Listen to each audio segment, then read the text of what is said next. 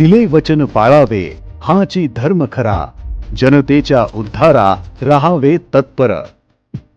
जे बोलतो ते करून दाखवतो या शब्दांवर सदैव ठाम असलेला मी महाराष्ट्राच्या भव्य व्यासपीठावर उभं राहून ज्या ज्या गोष्टींचं वचन दिलं, आज ते प्रत्येक वचन सत्यात उतरताना दिसत आहे.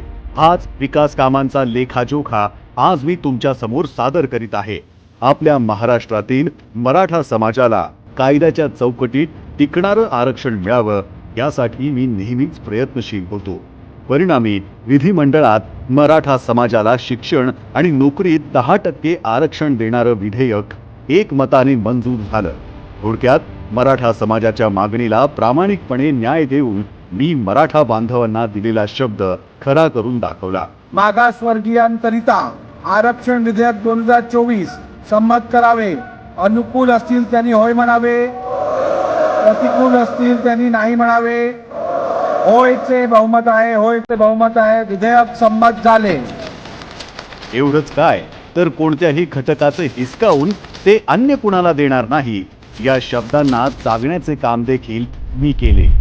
सांगायचं इतकंच की जिथे शब्द आणि कृती अभिमानाने एकमेकांना साथ देतात, तिथूनच एका न संपणाऱ्या विकास पर्वाची सुरुवात होते.